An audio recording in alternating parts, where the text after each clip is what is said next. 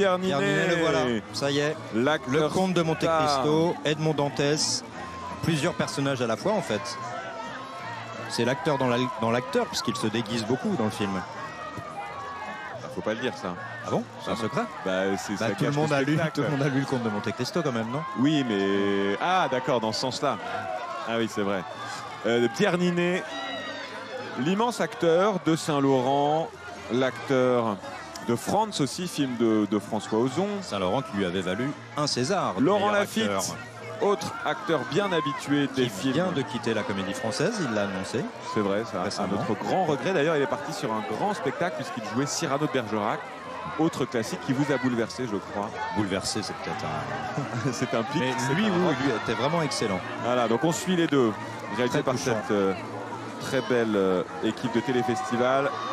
Pierre Ninet qui vient de s'afficher dans un nouveau succès, une série Netflix qui s'appelle Fiasco, qu'il a coproduite d'ailleurs. Il a joué bien sûr Romain Gary dans Les Promesses de l'Aube. C'est le comédien qui a joué Fiasco, encore sur les coulisses du cinéma d'ailleurs.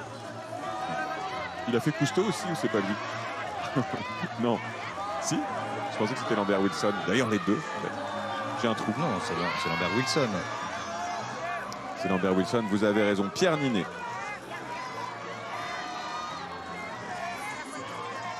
Qui est accompagné donc de Laurent Lafitte, qui joue le méchant des aventures du comte de Monte Cristo.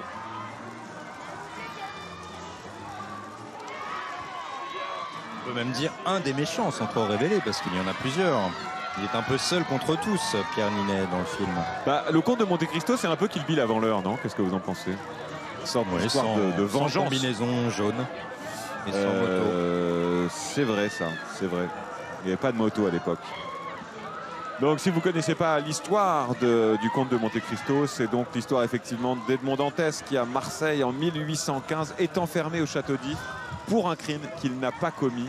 Il va réussir à s'évader et orchestrer sa vengeance sous l'identité du comte de Monte Cristo. Il va séduire ceux qui l'ont trahi par le passé pour mieux les abattre.